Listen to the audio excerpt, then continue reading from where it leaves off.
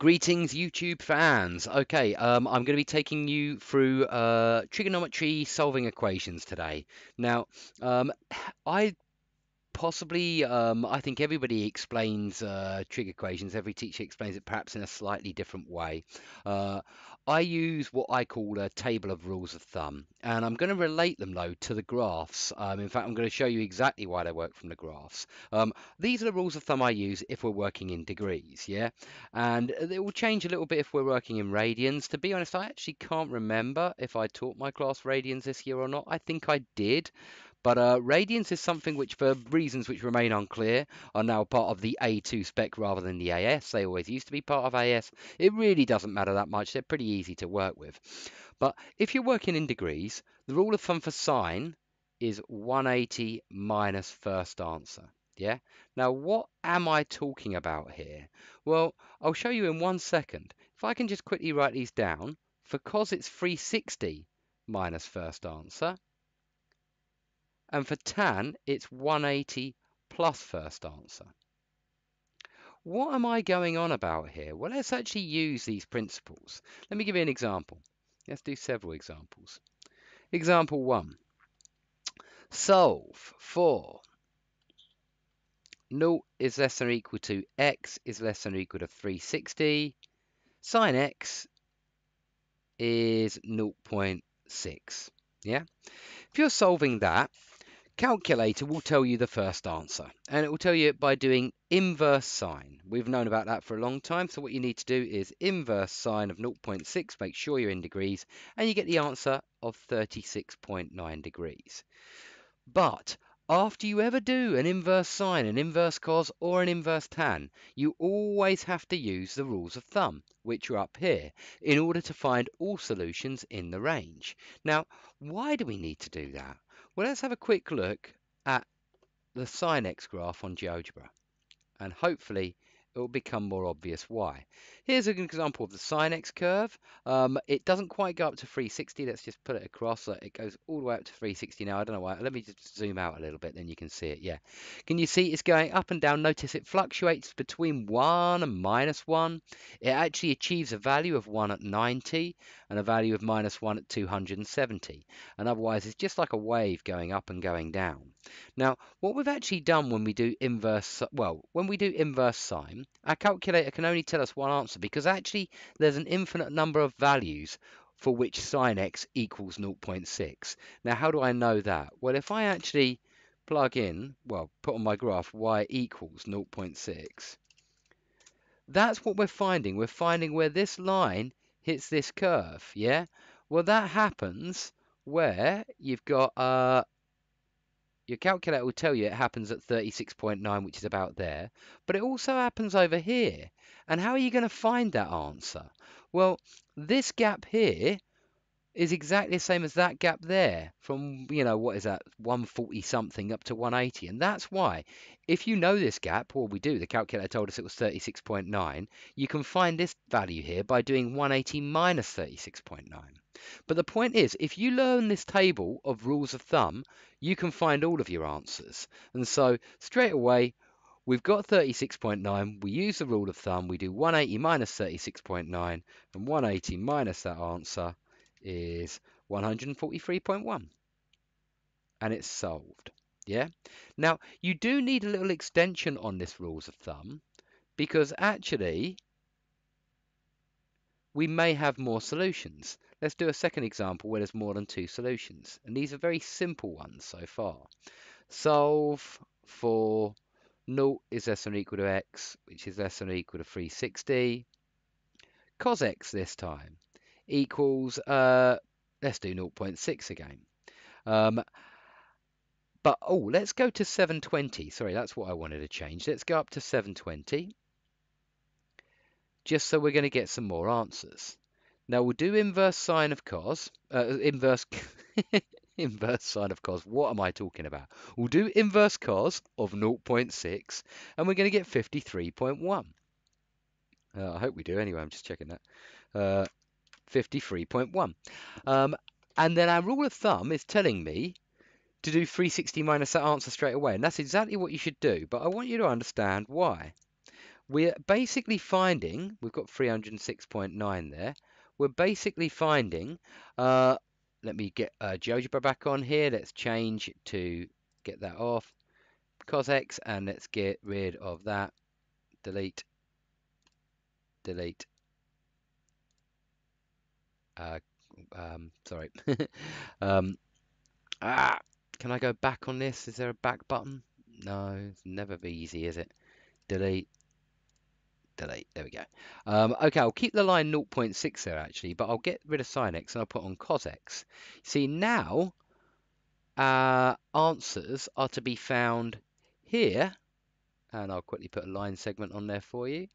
Here, which is at 53.1. That's roughly 53.1. And over here, yeah? But if I look carefully, that gap, the 53.1, is going to be exactly the same as this gap all the way up to 360. And that's because it's symmetrical down 180. That's why it is. So I get the answer of 306.9. But we're going from 0 up to 720 this time. And so we need to move along. We need to shuffle along. Where else it hits here and it hits here. Well, the simplest way of finding these is to realize this wave repeats every 360 degrees. So we'll be exactly the same point here 360 degrees later. That's how long it takes to do a full up and down. So all I've got to do is add 360 to my answers. Now that's the same for sine and cos. That's the extension to the rules of thumb, by the way. For sine as cos, we can both say keep adding 360s. And for tan, because tan actually repeats every 180, we just keep adding 180s. And that will help you basically. So all we've got to do here is do 360 plus 53.1.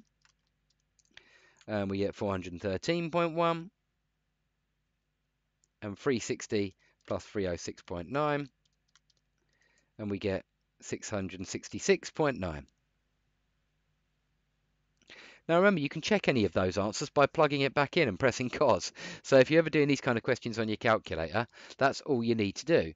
Now I'm a big believer in this rules of thumb table. I think it makes every question easy, yeah? So let's do a few from the from some of the resource sheets I've put up for trigonometry, and we'll see if we get comfortable with solving trig equations. So let's do a third one. Okay, where are my trig equations? I've just got some questions on the other side. 1 second. Okay, so let's write this one down. Let's do some more solving. Solve. Yeah, let's do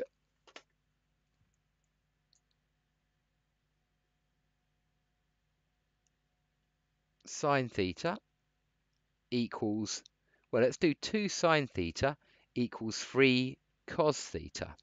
Yeah, for 0 is less than or equal to theta and less than or equal to 360. Most of the time it's 0 to 360, which is the easier or more familiar one, if you like.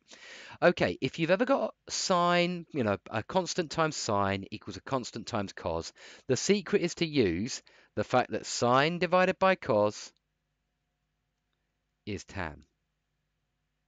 Yeah, that is the secret to this question. So let's just write that down in the margin to let the examiner know what we're doing. Sine theta divided by cos theta is tan theta. So straight away I can divide by cos theta to give me 2 tan theta is 3. Then divide by 2 to give me tan theta is 1.5. Now it's a tan problem. So we inverse tan of 1.5 and we get 56.3. And then go to your rules of thumb table, which will obviously be in your headed in the exam. 180 plus first answer. So you're going to get, what is that? 236.3, I think. Now you could actually keep adding, like, you could keep adding 180s for tan, but can you see if you add 180 to that, you're going to be outside the range? So we've done it. We're finished. It's as simple as that. There's lots more kinds of questions though. We've got maybe something like this. Solve. Oh, can I do one like, yeah, I'm just really making them up to be honest. Cos 2x plus 1 equals or let's do 2 cos 2x plus 1. It's not very clear that. 2 cos 2x plus 1 equals 0 and we're going to solve it for 0 to 360 again. Oh, x, so I need to use because I'm using x in the question, so I should be using x in the range. I apologize. Okay, if you've got to solve something like this, you're going to have to rearrange it first. 2 cos 2x is minus 1. Cos 2x is minus a half. And so now we do the inverse cos. Yeah? And inverse cos of minus a half is, I should really know this one, but I'm still asking my calculator, 120 degrees. Yeah? Now, what loads of people want to do now, and please don't do this, please don't do this, don't divide by 2 yet. You must, as point of principle, always use these rules of thumb immediately after, and I mean in the next breath, in the next microsecond after you do inverse sine, inverse cos, or inverse tan, you must start using the rules of thumb. So resist the temptation here to divide by 2 and actually find some other values. Now we did inverse cos there. The rule of thumb for inverse cos is 360 minus first answer, so I'm going to get 240. And actually there's going to be more than that, because if x is stuck between 0 and 360, 2x would be stuck between 0 and 720. And that's just a fact. And that's why we're still going to add 360 to this answer, giving us 480. We're going to add 360 to this answer, giving us 600. And if you added 360 to any more answers, which you could keep doing, you'd be out of the 720 range. And that's why we're not going to do that. And at this stage, only at this stage, halve all your answers. 60, 120, 240, 300.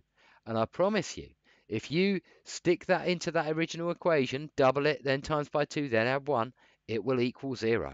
I hope so anyway, or if it doesn't, I've done it wrong. So it's as simple as that. Okay, right, let's do another one. There's lots of different types you can use for these solving trig equations. How about this one? Solve for 0 is less than or equal to x, which is less than or equal to 2 pi, sort of 360. I'm trying to avoid radians. I believe radians is actually an A2 topic, so I'm leaving it out. I will do another video, though, if radians are actually going to be in the exam, but I'm pretty sure they're not. I'll find out for you, don't worry. 2 cos squared x plus 1 equals 5 sine x.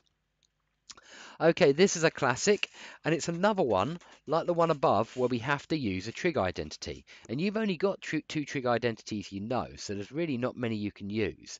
Now, the only other one we haven't used yet is that sine squared x plus cos squared x is identical to 1. We can use that at any time we like. Now, the reason we need to use it here is because this is a quadratic in disguise.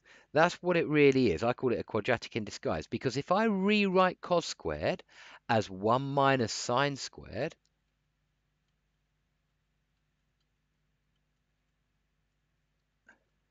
and also if I now say in the next sentence, let s equal sine x, you'll see it's real obvious why this is a quadratic in disguise. Times out the brackets, you get 2 minus 2s squared plus 1 equals 5s. Now, in these ones, you normally end up with a quadratic which will factorise, but there's no reason why you have to. I'm going to move the 2s squared over. I'm going to have a plus 5s as well. The 2 plus 1 is 3, but when I move it over, it becomes minus 3. I'm kind of hoping it's going to factorise. Factorise this whichever way you're comfortable with. I'm a guesser. I sort of like just guess until it's right. I think if I have plus 3 here and minus 1 there, that works nicely. And so I can say at the end s, which is sine x. Let's go back to sine x now. Sine x equals a half, or sine x equals 3. Now, when you press inverse sine, well, let's do the first one. Inverse sine of a half, you should really know that. That's 30 degrees. But I did inverse sine there. Rule of thumb next. 180 minus first answer. So I'm going to get 150. And any more would take me outside the range. When I try it for this one, I just get no solutions. The calculator says no. And that's because sine x never reaches 3. It never gets bigger than 1. So sine x is never going to get to 3, and so you don't have any solutions for that. Okay, good. I'm glad. I'm happy with that one now. I hope you're happy with it too. Let me see if I can find another one, another sort of interesting one for you. Let's see. I wanted to find one. Yeah. Oh, let's do a proof. Let's do a trig proof. Yeah. Here's one. Prove that tan theta plus 1 over tan theta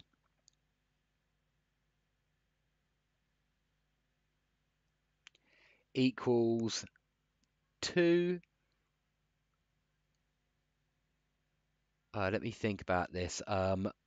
1 over sine theta cos theta. Yeah, I think that will be correct. Okay, how are we going to prove this? Well, you have to pick a side. I try and pick the more complicated, what looks to me to be the more complicated side, and work towards the simpler side. I think here the more complicated side is left-hand side, the tan theta plus 1 over tan theta. Make sure you make your working out really obvious for the examiner here because you know the answer. We're supposed to end up with 1 over sine theta cos theta. So you've got to make it working out obvious. Now tan theta is sine theta over cos theta. And I know it sounds silly, but actually say in the margin what result you've used there. Because I've seen examiners actually just say, okay, it's not obvious where they've got that result from. So actually write it down in the margin next to your work. Now, 1 over tan theta, well, that's going to be 1 over sine theta over cos theta. So far, so good. But that's sine theta over cos theta plus, if you do a 1 over a fraction, it just turns it upside down. Cos theta over sine theta. And so we now need a common denominator. So we're going to have sine squared theta, because we're going to do that times that, plus cos squared theta, because we're going to do that times that, all over sine theta cos theta. What can we use now? Well, we can use the only other trig identity that we require. Sine squared theta plus cos squared theta is identical to 1. And, oh great, I've basically got the answer now. It is 1 on the top and a sine theta cos theta on the bottom. And it's done. Okay, I hope that made sense. Best of luck with your trig revision. If there's a few questions in there, I'm going to try and make it clear for each document that I produce for you to practice because they've changed the syllabus a fair bit. I'm going to try and make it clear which ones you don't have to do. But I hope that makes sense and keep up the hard work. Bye-bye.